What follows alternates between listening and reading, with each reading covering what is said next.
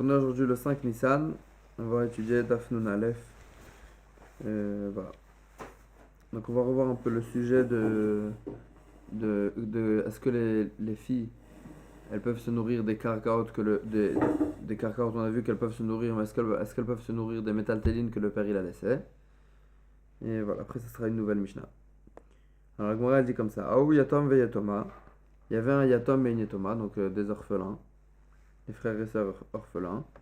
Tout le camé des Rava, ils sont venus devant Rava.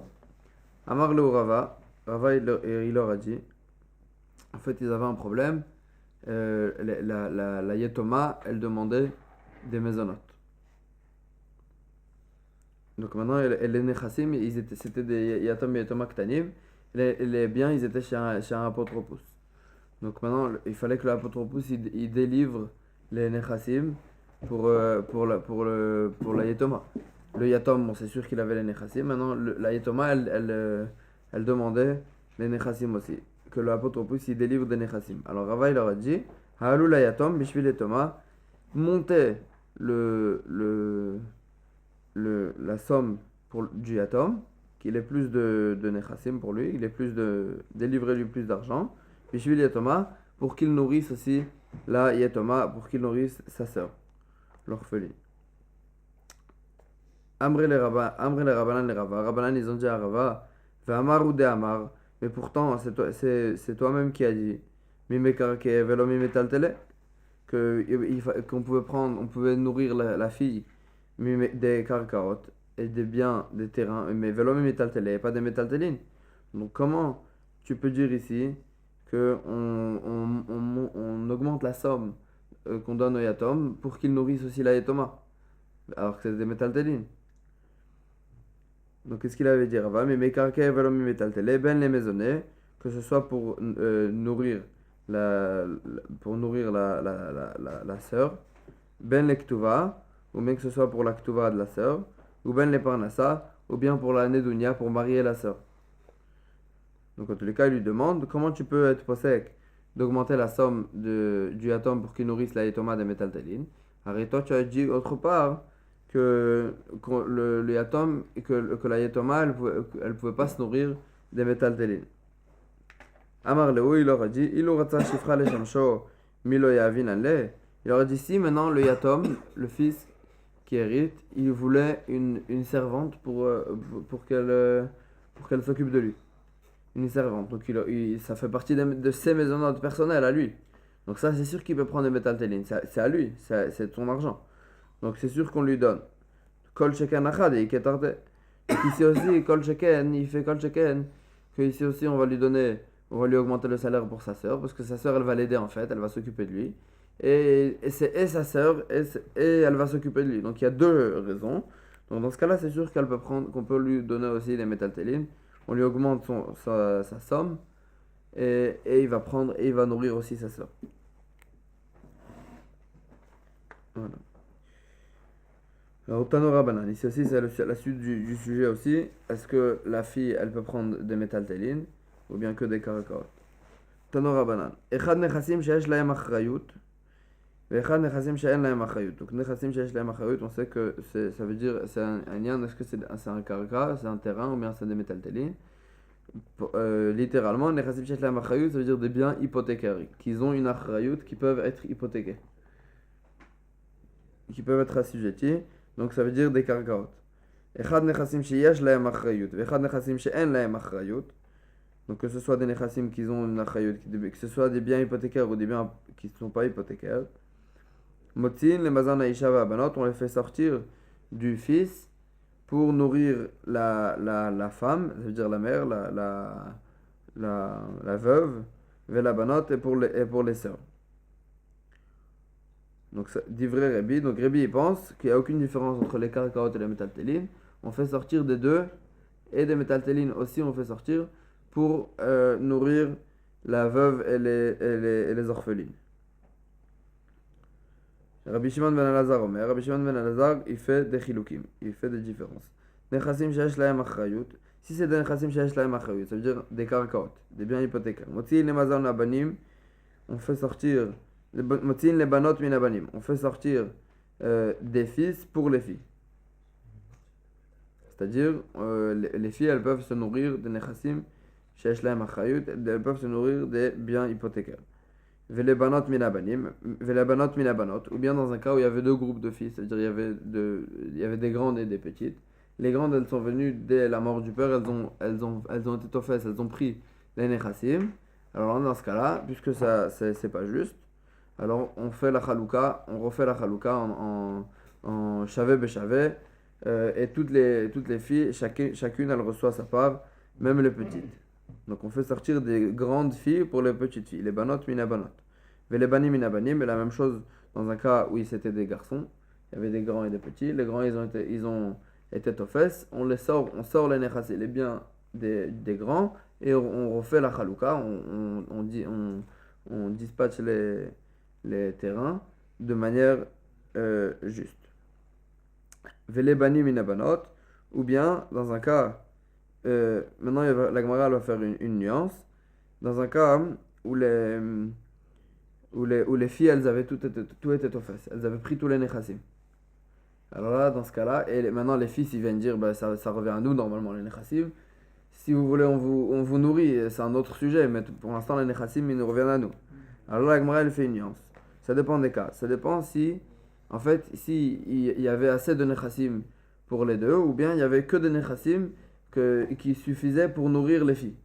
S'il y avait des nechassim qui suffisaient pour nourrir que les filles, après il reste plus de biens, alors dans ce cas-là, les filles ils reçoivent rien. Ils peuvent pas sortir les nechassim, ils peuvent pas reprendre les nechassim de chez les filles pour les prendre pour eux.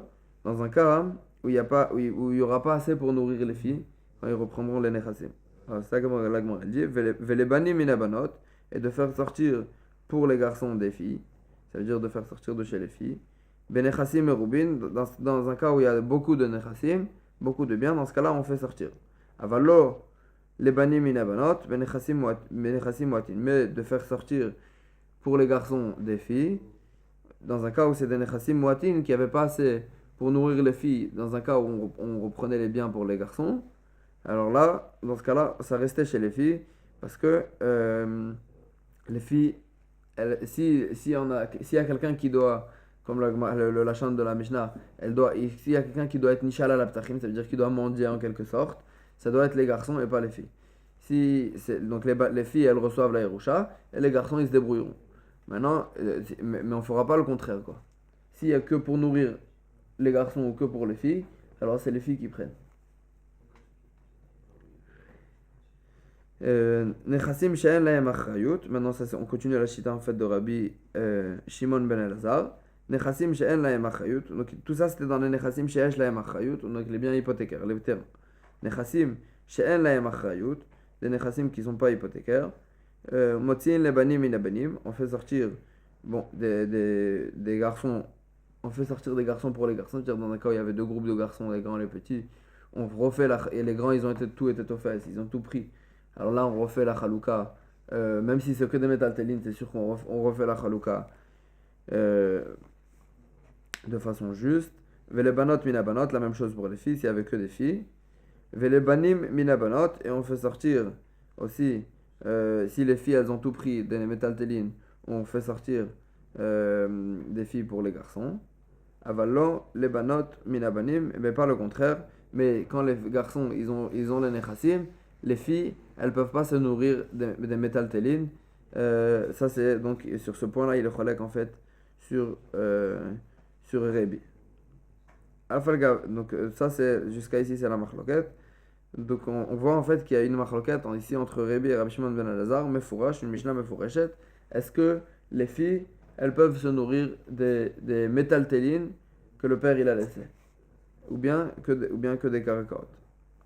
Alors Gemara elle conclut Afalgav de Kaimalan la lacha que Rabbi Mechavero, bien qu'on tient que de partout normalement la lacha elle est comme Rabbi par rapport à son chaver qui est cholek sur lui, quand il y a une marloquette alors la lacha elle est comme Rabbi. Mechavero ça vient exclure Mechaverav. Dans un cas où c'est Chachamim qui se cholekim sur Rabbi, c'est pas forcément Chavero, mais quand c'est Chavero la lacha elle est comme Rabbi. Donc ici aussi normalement la lacha elle aurait dû être comme Rabbi, qu'il n'y a pas de différence entre les caracotes et les métaltélines, et que les filles elles se nourrissent de tous les nechassim, que ce soit des caracotes ou des métaltélines. Hacha halacha que Rabbi Shimon ben Elazar, Ici, la halakha est comme Rabbi Shimon ben Elazar que les filles elles prennent que des karkaot et pas des métaltélines. Dama Rava, Hilcheta, parce que Rava il a dit, Hilcheta la halakha elle est, mi mekarke, velo mi métaltélé, qui prennent, les filles elles se nourrissent des karkaot et pas des métaltélines. Ben les ktuva, que ce soit pour la ktuva, ben les maisonnées pour se nourrir, ben les parnassa, ou bien pour la nedunia, pour les mariés. Donc on conclut que la halakha elle est que les filles, après qu'on a vu que c'était une machloket entre des Tanaïm, entre Rabbi et Rabbi Shimon ben Elazar, on conclut que la halakha elle est comme Rabbi Shimon ben Elazar, et que les filles elles se nourrissent que des karkaot et pas des métaltélines. Voilà. Donc maintenant on va voir une nouvelle Mishnah le sujet il sera l'Aktuva, ce qu'on écrit dans l'Aktuva et si on n'a pas écrit, etc. Donc on sait que normalement on écrit dans l'Aktuva, qui est la somme qu'on écrit dans l'Aktuva. Il y a une différence entre une Betula et une Almana. Il y a une différence entre une Betula et une Almana. On sait qu'une Betula elle reçoit 212, et une Almana elle reçoit 112 dans l'Aktuva. Donc maintenant, la Gemara elle parle d'un sujet où s'il n'a pas écrit. Lo katav l'Aktuva, ici, dans un cas où il n'a pas écrit de Ktuva. Alors combien chacun il va prendre? La Mishnah elle dit que ça change rien. Betula gova mataim, valmana mane. La Betula elle prend 200 et l'Almana elle prend 100. Mipne sheutnai bet din. Parce que c'est en quelque sorte une condition du Beddin au mariage. Ça veut dire que il y a pas besoin, c'est pas un shtar que j'écris. C'est pas comme si c'était un shtar que Reuven il écrit à Shimon quoi qu'il ait mitraïev à lui quelque chose. C'est un tnaï Beddin, c'est un tnaï que le Beddin il fait que quelqu'un qui se marie, si c'est une Betula il doit donner 200, si c'est une Almana il doit donner 100 dans l'Aktuva quoi. Il doit être mitraïev de 100 dans l'Aktuva. C'est pour ça que même s'il n'a pas écrit, il est chayav. Katav la sadeh shaveh maneh tachat matayim zuz. S'il lui a écrit, il a écrit qu'il est mitrayev, il est meshaabed, donc il hypothèque un sadeh qui vaut 100 à la place des 200. C'est-à-dire il lui hypothèque il est mitraïev de 200 et il lui hypothèque un sadeh qui vaut que 100. Un champ qui vaut que 100, un terrain qui vaut que 100. Velo katavla, et donc il lui a pas écrit, normalement on écrit dans l'Aktuva que tous mes nechassim, ils sont assujettis à l'Aktuva. Lui il a pas écrit ça. Velo katavla kol nechassim de itli, tous les nechassim que j'ai, tous les biens que j'ai, achraïn iktuvatech, ils sont assujettis à ta ktuva. Alors la Gemara a dit que même s'il a écrit qu'il y avait que ce sadé un tel qui vaut que 100 qui est assujetti à la ktuva, quand même chayav tous ces nechassim ils sont hypothéqués pour la ktuva.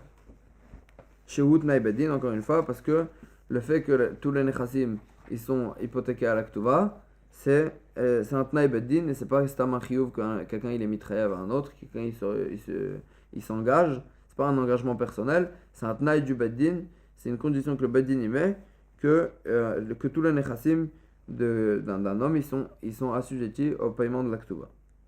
À hauteur De de 212. 212 ou bien pour l'almana de 212 quoi. Maintenant il y a écrit autre chose aussi dans l'aktuva. Dans l'aktuva il y a écrit que qu'un homme il est mitraïev, que si la femme elle se fait emprisonner, elle se fait voilà, elle se fait emprisonner, il est mitraïev de la libérer. Il s'engage à la libérer. Alors maintenant, s'il n'a pas écrit ça, lo katavla im tishtebai aparkinach. Ici il n'a pas écrit que si elle se fait emprisonner à parkinach, il va la délivrer. Et je te reprends en tant que femme. Tout ça, il n'a pas écrit. Ou kohenet, dans une kohenet, on sait qu'une shivouya, une femme emprisonnée, une femme qui a été captivée, si c'est une kohenet, si c'est une femme d'un kohen, ça veut dire, il ne peut pas la remarier. Parce qu'on est choshesh qu'elle a fait znout quand elle était captivée. quand elle était emprisonnée.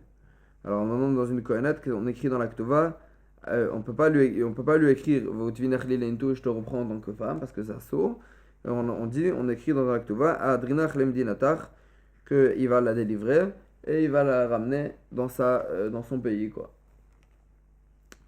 Alors, donc si tout ça il n'a pas écrit, ça c'est normalement on écrit. Maintenant lui il n'a pas écrit tout ça. Est-ce qu'il est chayav ou il n'est pas chayav? Il n'a pas écrit ça dans la Ketova. La Gemara elle dit chayav, chez Utnaï Bedin, encore une fois il est chayav parce que c'est pas un engagement personnel que comme Reuven qui s'engage envers Shimon, c'est un tnaï que une condition que le Bedin y met au mariage. C'est rare de voir dans la Mishnah en arabe même. Euh? C'est rare de voir dans la Mishnah que c'est marqué en Ah, arabe. non, parce que ça c'est le lachon de l'Aktova, le lachon qu'on écrit dans l'Aktova, dans le klaf. C'est pour ça. Nishbit chayav livdota. Maintenant donc elle a été prise, elle a été emprisonnée, chayav livdota, il est chayav de la délivrer. Ve'im amar, et s'il a dit, are gita uktuvata, elle a été prise elle a été emprisonnée, et lui il est venu, il voulait pas la délivrer, alors il a dit, voilà son guette, et je paye la ktuva, et qu'elle se débrouille tout seule.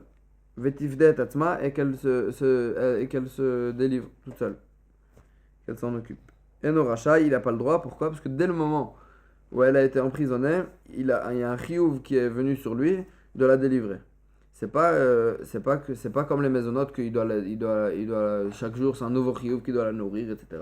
C'est dès le moment où elle a été emprisonnée, il a un chiyuv qui est venu de la délivrer. Il peut pas se délivrer de son chiyuv. Il doit la délivrer. Maintenant, la Gemara elle fait une nuance. L'acta, maintenant on sait qu'un homme il doit guérir sa femme aussi, il doit payer les médicaments, etc. L'acta, chayav le rapota, si elle est tombée malade, chayav le rapota, il doit la guérir. Maintenant, s'il a dit la même chose, amar aregita uktovata therapet atma, s'il a dit je lui donne le guet et je lui paye la ktuva aussi et qu'elle se guérisse toute seule, Rachai, dans ce cas-là, il a le droit. Pourquoi? Parce que c'est comme la refoua, c'est pas un nouveau chiyuv qu'il a. C'est pas que dès qu'elle est tombée malade, il y a un chiyuv qui est venu sur elle spécial de la guérir. La guérir, ça fait partie des maisonnotes.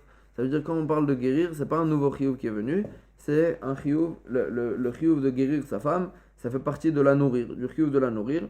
Donc là, dans ce cas-là, c'est chaque jour un nouveau chiyuv. Donc si quelqu'un il veut donner le gâteau et payer la ktuva, et qu'elle se nourrisse toute seule, ça c'est sûr qu'il peut. Donc la même chose pour la refoua, la même chose pour se guérir, que il peut lui donner le gâteau et la ktuva et lui dire qu'elle se guérisse toute seule. Voilà, donc on va revenir aux deux premiers dinim de la Mishnah. On avait vu deux dinim. Premier din, s'il ne avait pas écrit dans la ktuva les 200 pour la betula et les 100 pour l'almana, on avait dit dans la Mishnah qu'il est chayav quand même de donner 200 et de donner 100 suivant le cas. Et ça c'est le premier din. Et le deuxième din qu'on a vu, que si il voulait pas assujettir tous ses biens, il a assujetti un terrain qui vaut 100 pour l'actova de 200. Quand même tous ses biens, même s'il n'a pas écrit dans l'actova, tous ses biens ils sont hypothéqués pour l'actova. Parce que la Mishnah avait expliqué que c'était un tnaï bedin, c'était une condition que le bedin y met. Alors la Gemara, elle va prendre pour l'instant le premier cas. Mani, ça va comme qui, ce din-là de la Mishnah, qu'il est chayav, même s'il n'a pas écrit, même s'il ne s'est pas engagé de 100, même s'il ne s'est pas engagé, mais il n'a pas écrit de ktuva, quand même il est chayav de payer la ktuva. Mani, ça va comme qui, Rabbi Meiri, ça va d'après Rabbi Meir de Amar. Kola pochet le betula mimatayim ou la almana mimane, tout celui qui enlève les betula mimatayim, pour une betula, il enlève, il donne moins que 200. Vela almana mimane, ou bien pour une almana, il enlève 100, ça veut dire il donne moins que 100. Harezu beilat znut, c'est une beilat znut. Ça veut dire en fait, il veut dire que en quelque sorte, c'est un véritable tnaï dans le mariage. Ça veut dire que le Kiddushin Ça veut dire. l'acte de Kiddushin n'a pas été fait. Ouais, je sais pas si Rabbi Meir, c'est ça. Ouais, à mon avis, ça veut dire que le mariage, il est même pas valable. Donc, à réseau Beiladno, donc on voit que c'est une véritable condition dans, c'est une véritable condition dans le mariage. Et donc, c'est pour ça que, bon, on a vu dans la Mishnah aussi, ça marche bien avec le din qu'on a vu dans la Mishnah, que même s'il n'a pas écrit, c'est, il est chayav de donner. Dei Rabbi Yehuda, parce que si c'est d'après Rabbi Yehuda, si notre Mishnah elle est comme Rabbi Yehuda, Amar, pourtant Rabbi Yehuda il a dit, Ratza kotev le betula shtar shel mataim, s'il veut, il écrit à une betula, un shtar, donc une ktuva, il s'engage à payer 200, shel mataim de 200, Vei kotevet, et elle lui écrit un autre shtar, hit kabal timimcha mané, j'ai reçu de toi déjà un mané. Donc en fait, en quelque sorte, ils font un arrangement ensemble. Lui, il écrit une ktuva de 200. Elle lui écrit un autre shtar, donc un contrat qu'elle a payé.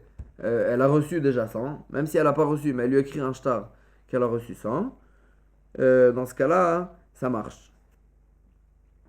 Donc pour l'instant, la Gemara ne fait pas le chilouk. Elle pense que dans notre Mishnah aussi, on parlait d'un cas où elle avait été mochelet, quoi. La femme, elle avait été mochelet sur la ktuva, et quand même on voit dans la Mishnah qu'elle est chayavet. Or, d'après Rabbi Yehuda, on voit bien que si la femme, elle lui écrit qu'elle avait reçu déjà un mané alors qu'elle n'avait pas reçu, en quelque sorte, elle est mochelet, quoi. Rabbi Yehuda, il dit que, que, que ça marche. Alors, dans la Mishnah, on voit que ça marche pas. Dans la Mishnah, on voit que même si elle est mochelet, il est chayav. Il est chayav de payer toute la ktuva. Ratza kotev betul ashtar shel matayim et kotevet itkabal timimcha. Et elle écrit mané. Elle écrit qu'elle a reçu de lui déjà un mané. Vela almana, ou bien pour une almana aussi, ils font la même chose. Mané, lui, il lui écrit un mané. Il lui écrit 100. Vei kotevet. Elle lui écrit itkabal timimcha chamishim zuz. J'ai reçu de toi 50 zuz. Donc j'ai reçu de toi la moitié. Ça marche. Rabbi Yehuda, il pense que dans ce cas-là, ça marche. Donc on a conclu que la Recha, elle allait d'après le premier din qu'on a vu dans la Mishnah, ça va d'après Rabbi Meir. Maintenant, Ema Sefa, je vais te dire la Sefa. Katav la Sadeh, Shaveh Mané, Tachat Mataim Zuz. S'il lui a écrit un terrain, donc il lui a hypothéqué un terrain qui vaut 100 pour la Ktuva de 200. Velo Katavla, il lui a pas écrit Kol Nechassim de Hitli, tous les biens que j'ai, Achraï Nektuvati, qui sont assujettis à ta Ktuva. Chayav, Sheutnaï Bedin, il est Chayav, donc ça veut dire tous ces biens, ils deviennent automatiquement assujettis à la Ktuva. Sheutnaï Bedin, parce que c'est un Tnaï que le Bedin y fait. Donc ça, la Gemara va analyser aussi, ça va d'après qui. Donc on voit bien dans la Mishnah, en fait, que dans ce din-là, que c'est possible d'avoir une achrayut, c'est possible d'avoir une hypothèque, même si c'est pas écrit dans le shtar. Parce que là, dans ce cas-là, dans le shtar, c'est écrit une hypothèque que de 100. Quand même, là, on va faire une hypothèque de tous les nechassim. Est-ce que c'est possible, on rentre dans un sujet, est-ce que c'est possible de faire une hypothèque, d'hypothéquer des biens, sans que ça soit écrit dans le shtar? Ou bien, obligé que ça soit écrit dans le shtar. Cette machloket, là, on la retrouve dans plusieurs endroits dans le chasse. Et ça s'appelle est-ce que achrayut taout sofer? Ça veut dire comme ça. Si j'ai pas écrit dans le shtar que les biens ils sont assujettis, est-ce que je tiens que c'est le sofer qui s'est embrouillé et que mes beikaron il veut assujettir tous ses biens, mais le sofer il a oublié d'écrire ça dans le shtar, ou bien c'est bedavka, il veut pas, quand ils ont pas écrit dans le shtar, c'est qu'ils veulent pas assujettir les biens. Donc, achrayut lav taout sofer, l'achrayut, quand on a le sujet de l'achrayut, c'est-à-dire qu'on n'a pas écrit l'achrayut, est-ce que c'est taout sofer, c'est c'est une erreur du sofer, ou bien c'est bedavka qui n'a pas écrit l'achrayut. Donc là, donc dans notre Mishnah, en fait, en quelque sorte, on voit que puisque c'est possible d'hypothéquer des biens, même quand il n'a pas écrit dans le shtar qui veut hypothéquer tous ses biens, ça veut dire que achrayut taout sofer. Que si on n'écrit pas la chayut, c'est une erreur du sofer, mais en vérité, il hypothèque tous ses biens. Alors on va voir. La Gemara va ramener toute cette machloket en fait. Atan le Rabbi Yehuda. De Amar, Achrayut Taout Sofer. Donc notre Mishnah, la Sefa, tout d'un coup, ça va comme Rabbi Yehuda, que l'Achrayut, quand on n'écrit pas d'hypothèque, c'est une erreur du Sofer, et donc c'est possible d'hypothéquer tous les biens, même si c'est pas écrit dans le shtar. Dit Rabbi Meir, parce que si ça va d'après Rabbi Meir, Ha'amar Achrayut, Lav Taout Sofer, lui il pense que l'hypothèque, c'est pas Taout Sofer, c'est pas une erreur du Sofer. Donc s'il n'y a pas écrit d'hypothèque, ça va pas, on pourra pas hypothéquer les biens. D'Etnan. C'est où qu'on a vu cette marloquette entre Rabbi Yehuda et Rabbi Meir. Matzah Shidrechov. Si quelqu'un il trouve dans la rue un shtar-chov, donc un shtar d'engagement, quelqu'un il s'engage d'une créance, voilà. Alors maintenant, le problème il est que s'il y a des biens qui sont hypothéqués,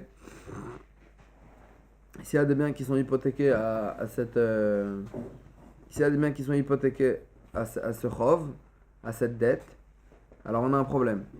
Parce que on parle d'un cas où j'ai trouvé un shtar et le lové il est chayav, il est modé qu'il est chayav. Le lové, c'est-à-dire celui qui a l'emprunteur, il reconnaît que c'est lui qui est chayav, qu'il a pas payé le shtar, il n'a pas remboursé la dette encore, il reconnaît qu'il est chayav. Il n'y a pas de problème sur ce point-là. Maintenant on est choshesh qu'ils ont fait en fait une embrouille en quelque sorte. Qu'est-ce qu'ils ont fait? Le lové il a dit au malvé, voilà, maintenant moi je vais reconnaître que je te dois de l'argent, que le shtar qu'un tel il a trouvé dans la rue, il est véritable, je te dois de l'argent. Et moi j'ai pas d'argent. On va reprendre des biens hypothéqués et on va faire moitié-moitié. Donc en fait ils ont fait une embrouille, le prêteur et l'emprunteur, ils ont fait une embrouille ensemble pour pouvoir récupérer les biens qui étaient hypothéqués. Donc c'est ça qu'on est recherche quand on trouve un shtar. Maintenant, dans un cas où il n'y a pas d'hypothèque dans le shtar, alors il n'y a aucun recherche, le lové il est modé qu'il est chayav, il reconnaît qu'il est chayav, donc on rend le shtar au malvé, et le malvé il va être tovéa le lové, qui lui rembourse le shtar. Tout le problème il commence quand il y a des biens hypothéqués dans le shtar, quand le shtar il nous permet d'aller chercher chez les biens hypothéqués. Maintenant, on dit que si le shtar n'a pas marqué l'hypothèque, Ah, c'est ça qu'on va. il est quand même valable. C'est Donc, ça. s'il le trouve, est-ce qu'il Voilà, peut. c'est ça le sujet. Donc la Mishnah elle dit Matzash Rechov. Donc s'il a trouvé maintenant un shtar où il y a une créance. Alors Imesh Behem Achrayut Nechassim. S'il y a écrit dans le shtar Achrayut Nechassim une hypothèque, le Yachzir, il ne rendra pas le shtar. Chez Beddin Ephraim, parce que le Beddin il prend les hypothèques. Le Beddin il permet de rembourser la dette avec les biens hypothéqués. Et donc si c'est comme ça, on est recherche toute cette embrouille là que j'ai dit avant, qu'en fait ils avaient le lové et le malvé, ils s'étaient arrangés ensemble pour pouvoir récupérer les biens hypothéqués. Imen baem achayut nechassim, mais dans un cas où il n'y a pas de achayut nechassim, il n'y a pas de le shtar il permet pas, il n'a pas écrit dans le shtar qu'il n'y a pas de biens hypothéqués dans le shtar. Donc voilà, Yachzir, il rendra le shtar, parce qu'en fait le lové il reconnaît qu'il est chayav, il n'y a pas de problème. Shen Beddin Ephraim même, parce que le Beddin, il va pas être gové des nechassim, des biens hypothéqués qui sont chez un lokar ou chez n'importe qui maintenant. Divrei Rabbi Meir, donc on voit me fourrage que Rabbi Meir il pense que s'il n'y a pas écrit de achrayut dans le shtar, il n'y a pas écrit d'hypothèque dans le shtar, il n'y a pas d'hypothèque, ça marche pas. Les Chachamim ils disent qu'il y a écrit ou pas une hypothèque dans le shtar, il ne rendra pas le shtar chez Beddin Ephraim, parce que le Beddin il prend même des nechassim qui sont plus chez le lové, qui sont plus chez l'emprunteur.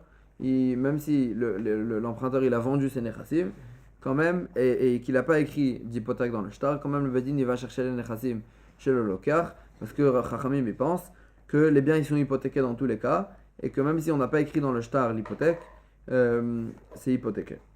Je n'ai pas compris le truc de Matzah shtar. Le Matzah shtar, ça veut dire que. J'ai trouvé un shtar dans la rue. Ça veut dire que tout ce qui est dans. Maintenant, tout ce qui est dans le shtar m'appartient à moi. Non, je trouve un shtar dans la rue, je veux savoir à qui le rendre. Est-ce que je le rends au. Est-ce que je le rends. Si je le rends au lové, le malvé, il va. Si je le rends au malvé, alors là, il va être gové chez le lové, il va prendre son shtar chez le lové. Peut-être que le lové, il a déjà payé, on sait pas. Alors maintenant, dans un cas où le lové, où l'emprunteur, il est modé qu'il n'a pas encore payé la dette, C'est-à-dire, il aura un Beddin, maintenant c'est le Beddin qui doit trancher. voilà, ou bien lui-même il le rend, ou bien pas forcément le bedin.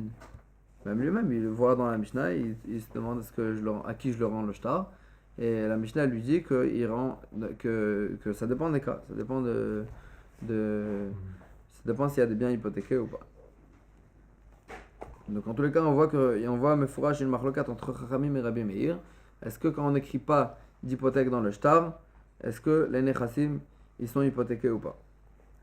Donc en tous les cas, donc on avait vu en fait que le premier din de la Mishnah, il marchait comme Rabbi Meir et qu'on pouvait pas diminuer la somme de la Ktuva. Et le deuxième din de la Mishnah, que les nechassim ils sont hypothéqués automatiquement, il va d'après Rabbi Yehuda. Donc la Gemara elle s'étonne. Recha Rabbi Meir et Sefa Rabbi Yehuda. La Recha elle va comme Rabbi Meir et la Sefa elle va comme Rabbi Yehuda. Vérité ma kula Rabbi Meiri.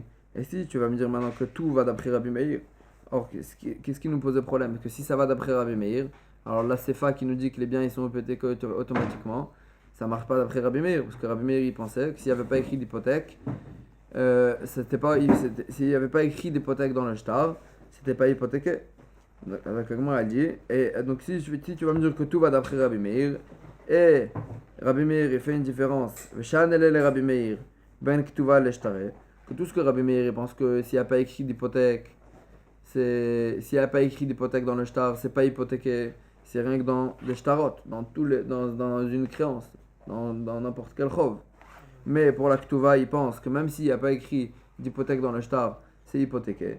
Donc il fait une différence une nuance entre tous les shtarot et la Ktuva. Avec moi, il dit non, c'est pas vrai. Ou Mishan, est-ce qu'il fait la différence? Va Tanya. Or, on a vu dans une braïta qu'il ne faisait pas de différence entre la Ktuva et les shtarot, et que dans les deux cas, il pensait qu'il n'y avait pas de.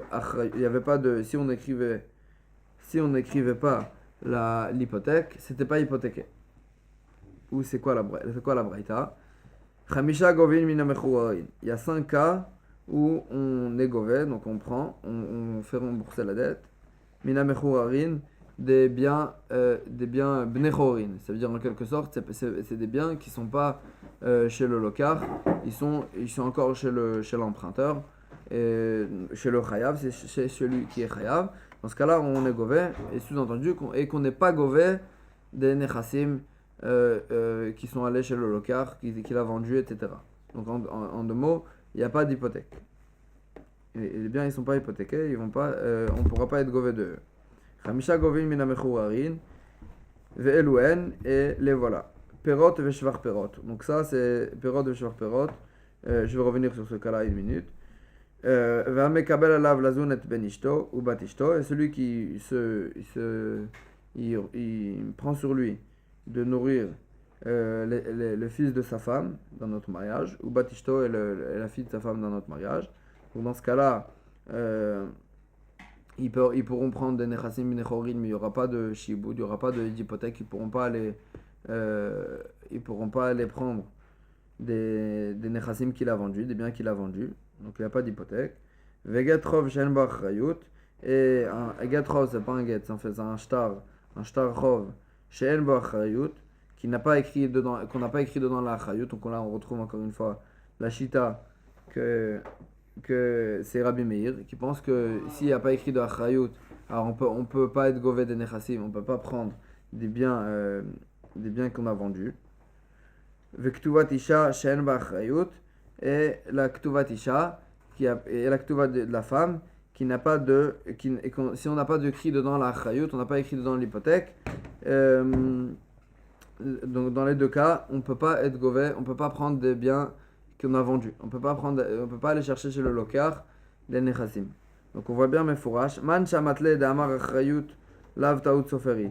C'est qui pense que s'il n'y a pas écrit de achrayut, c'est bedavka. C'est pas une erreur Et quand il n'y a pas écrit d'hypothèque, c'est qu'il ne veut pas hypothéquer les biens. C'est que les biens ne sont pas hypothéqués.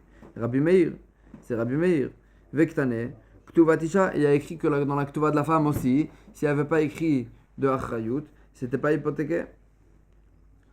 Alors la Gemara elle dit Ibaïtema Rabbi Meir, Ibaïtema. Non, ça c'est la Gemara elle répond. Juste je voulais revenir aux deux cas que la Mishnah elle avait cités, qu'on ne prenait pas des biens de chez le locar, Perot et Veshvar Perot. C'est quoi Perot et Veshvar Perot? Dans un cas où quelqu'un il a volé un champ de Reuven, il a volé un champ de Shimon et il a vendu à Lévi. Maintenant Lévi, il savait rien, il a travaillé le champ, il a eu des perrottes, et il a eu des chevar perrottes, il a eu des le sadé, voilà, il a fructifié, etc. Maintenant, quand le Nixal, celui il s'est fait voler le sadé, il vient reprendre son champ, il reprend le sadé tel qu'il est. Maintenant, le locar, celui qui a acheté du voleur, il revient chez son vendeur pour qu'il lui rembourse le sadé. Maintenant, alors le keren, le sadé tel quel qu'il lui a vendu, il lui paye le voleur, il devra lui payer quoi que ce soit, des nechassim, même il y aura un shibout dessus, ça veut dire il pourra aller être gové, même des nechassim des autres lakourot. Mais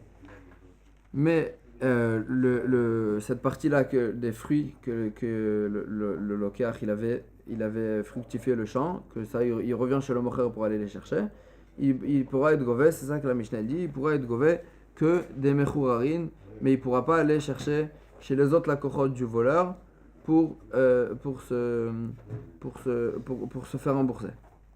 C'est une takana qu'on a fait parce qu'on peut pas savoir bidiouk combien c'était le shvar, etc. Donc les autres lakourot ils pouvaient pas faire attention. Donc en tous les cas ce qu'on ramène de là-bas c'est que Rabbi Meir il fait pas de différence entre la ktuva et le shtar, et que dans tous les cas il pense qu'il n'y a pas d'hypothèque. Donc on se retrouve en fait avec l'ambiguïté qu'on a eue dans la Mishnah, que la Réchal va d'après Rabbi Meir qu'on ne peut pas diminuer la somme de la Ktuva, et la Sefa va d'après Rabbi Yehuda qu'on peut avoir une hypothèque qui n'est pas écrite dans le shtar. Alors moi elle dit Baïtema Rabbi Meir, Baïtema Rabbi Yehuda. Si tu veux, je t'explique la Mishnah, toute la Mishnah comme Rabbi Meir. Si tu veux, je t'explique toute la Mishnah comme Rabbi Yehuda. Et Baïtema Rabbi Yehuda. Si tu veux, je t'explique la Mishnah comme Rabbi Yehuda. Or on avait vu qu'on peut pas, que d'après Rabbi Yehuda, on peut diminuer la somme de la Ktuva. Réponse non. Même d'après Rabbi Yehuda, on peut pas diminuer la somme de la Ktuva.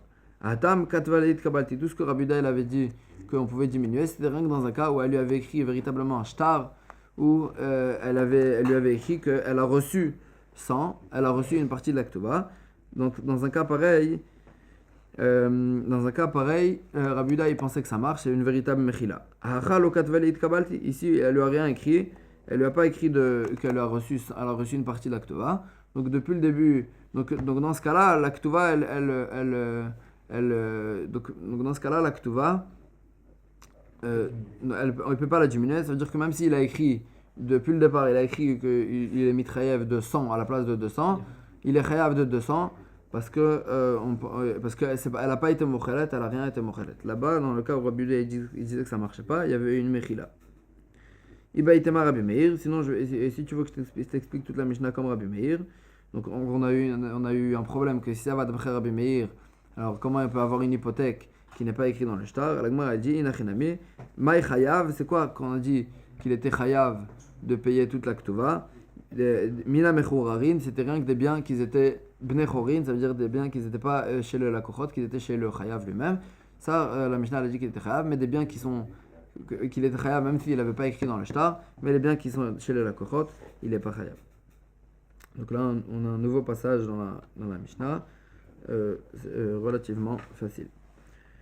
Lokatavla, donc ça va sur le sujet de Shvuya, qu'une femme qui a été captivée, qui a été emprisonnée, on doit la délivrer. Et la Mishnah elle avait fait la différence entre une Kohénette et une Israël, qu'une Kohénette elle a Asura à son mari. Amar Avoua de Shmuel, le père de Shmuel il a dit Eshet Israël Shenenza, la femme d'un Israël qui a été violée, Asura le Baala, elle a interdit à son mari, Donc, or, on sait qu'il y a une différence entre ones et raton. Normalement, si c'était béones, si c'était violet, alors elle est mouteret. Mais si c'était bératon, qu'elle a fait znout, elle est asura à son mari. Elle est interdite à son mari. Maintenant, lui, il vient et dit que même si c'était fait de force, asura le bala, elle est interdite à son mari. Pourquoi? Chaïchina, on craint, shema trilata béones, que c'était rien que le départ qui était béones, vesofa bératon, et en fin de compte, elle voulait. Et il Rav la voix de Shmuel. Rav, il a posé la question au père de Shmuel. Im tishtebaye apar kinach veutvinach lileintu. On écrit dans l'Aktuva que si tu vas être emprisonné, je vais te délivrer et je vais te reprendre en tant que femme.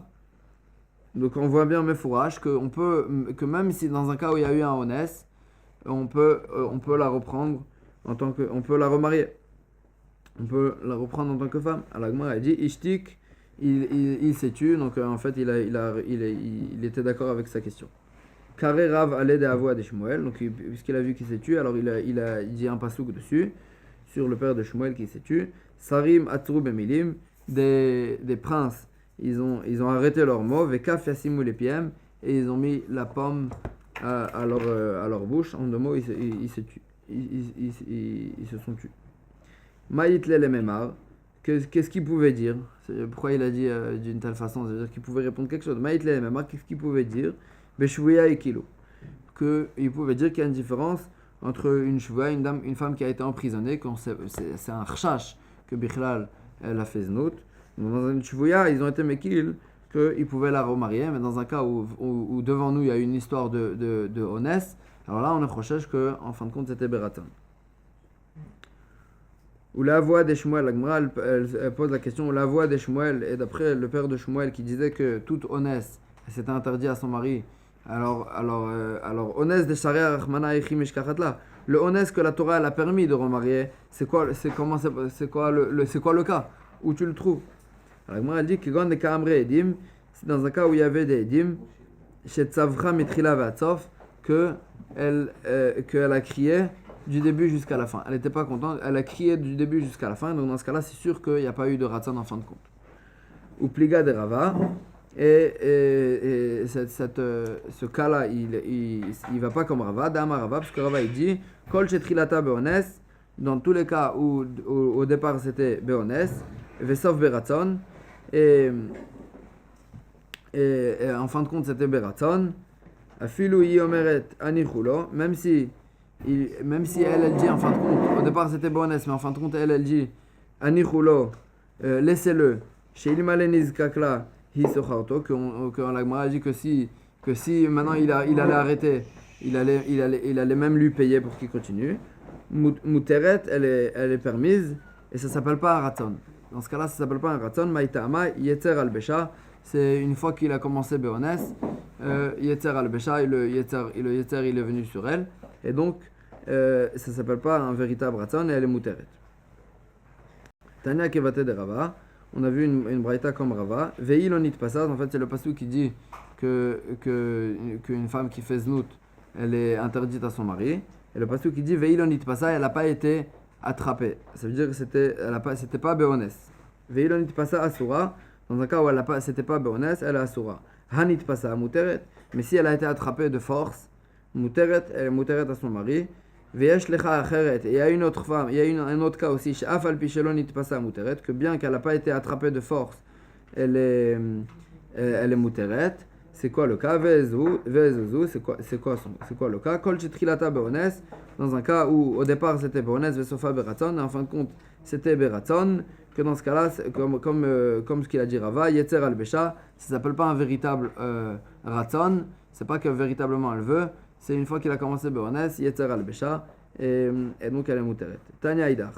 On a vu une autre braïta sur le même pasouk. Vei lonit pasa asura. Donc le pasouk il dit que si elle n'a pas été attrapée de force, et elle a quand même fait znout, asura elle est interdite à son mari. Hanit pasa Muteret. Mais si elle a été attrapée de force, je déduis que si elle a été attrapée de force, elle est Muteret, parce que c'est honnête. Veyesh lecha acheret, et il y en a un autre cas. Sha'afal pi shenit pasa asura, que bien qu'elle a été attrapée de force, quand même elle a asura, vezu, zu eshet kohen, qu'on sait qu'une femme d'un Kohen, elle peut revenir à son mari, elle peut pas revenir à son mari, même dans un cas où ça a été fait Be'ones. Amar Rabbi Yehuda, Amar Shmuel, Mishum Rabbi Ishmael. Rabbi Yehuda, il a dit au nom de Shmuel, au nom de Rabbi Ishmael. Ve'ilonit passa Asura, donc on revient sur le même pasuk. Si elle n'a pas été attrapée de force, donc elle a fait Beratzon Asura, Hanit passa Muteret. Je déduis que si c'était de force, elle est permise. Ve'esh la acheret, et il y en a une autre, Shaf alpi, Shelonit passa Muteret, que bien qu'elle n'a pas été attrapée de force, elle est permise. Ve'ezu, Zu shekidushia kidushet taout. C'est en fait dans un cas où un homme il a marié une femme al-Tnaï, il a marié une femme, il a fait une condition au mariage, et bon, après ils étaient mariés, et de ce mariage-là, la femme elle a fait znout. Maintenant, après, elle n'a pas tenu la condition du mariage, du premier mariage. Donc en fait, dès le moment où elle n'a pas tenu la condition, alors le premier mariage, il s'est annulé rétroactivement. Donc en fait, le znout, c'était pas un znout parce que rétroactivement elle était pas mariée déjà. Donc zou chez kidusha kidushet taout. Donc dans ce cas-là, elle est muteret.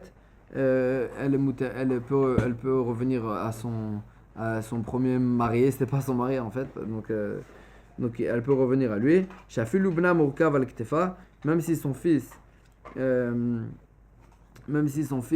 il est sur ses épaules, en quelque sorte elle a eu des enfants de ce mariage. Mais Ma'anet ve'olechet là, elle refuse et elle a pas besoin de guet quoi en fait. Le mariage il est annulé de soi-même automatiquement, et donc elle est muteret de revenir à ce mari parce qu'il n'y avait pas de znout. Amar Rav Yehuda il dit Ane nache de ganvu ganve, des femmes que des voleurs ils ont volé. Sharian les gouvrayou, ils sont permis à leur mari. Ils sont permis à leur mari, et on craint pas qu'ils ont fait znout beratzon. Que même s'ils ont fait znout, c'était be'ones. Alors moi elle dit Amre le Rabbanan le Rav Yehuda, Rabbanan ils ont dit à Rav Yehuda Va'kamam tian lehu nahama. On voit bien, on a vu qu'il leur amenait du pain. Donc en quelque sorte la Gemara elle voulait dire qu'ils étaient bien là-bas. S'ils étaient bien là-bas, alors on recherche que ça soit beratzon. Alors moi elle dit Mahmat ira. Le fait qu'ils leur amènent du pain aux voleurs, c'était Mahmat ira, c'était parce qu'ils avaient peur d'eux. C'était à cause de la peur. On voit bien les femmes elles leur amènent des flèches aux voleurs. Agma elle dit ça aussi, Mahmat ira, c'est parce qu'ils avaient peur d'eux. Alors Agma elle dit, mais elle précise, Vadaï, que c'est sûr, Shavkinu Vazan Minafshayu, que si les voleurs ils ont laissé les femmes, ils les ont délivrées et qu'elles sont venues chez les voleurs de leur plein gré, à Siran, ça c'est sûr que dans ce cas-là, elles sont assourim, et parce que c'est sûr que c'est Beratzan dans ce cas-là. Tano Rabbanan ils nous enseignaient, Shvuya Malchut Aren Keshvuyin. Ceux qui sont emprisonnés par le royaume, quoi. Aren Keshvuim, ils sont comme des shvuim, comme des shvuim qu'on avait dit avant, que des shvuim, il n'y a pas de recherche il n'y a pas de recherche Aren Keshvuim, il n'y a pas de recherche que ça soit beratzon et ils sont mutarim de revenir à leur mari. Gnouvel istot, mais si c'est des bandits qui les ont volés, enan keshvuim, et c'est pas comme des shvuim et ils sont interdits à leur mari. Va'atanya ipra, la Gemara dit, on a vu une braïta qui nous disait le contraire, et qui nous disait que si c'est le royaume qui les a emprisonnés, alors ils sont assourim, et que si c'est des bandits qui les ont emprisonnés, alors ils sont mutarim. La Gemara elle fait une différence. Malchut à malchut lokashia. Donc on a une stira, en fait on a deux contradictions. On a une contradiction qu'une fois on a vu que malchut, le royaume qui a emprisonné, c'était moutar. Une fois on a vu que le malchut, le royaume qui a emprisonné, c'était assour. Et moi elle dit lokashia, abe malchut achashverosh, abe malchut ben netzav. Il y avait deux sortes de malchut. Achashverosh, c'était un véritable roi. Donc dans ce cas-là, on est recherche que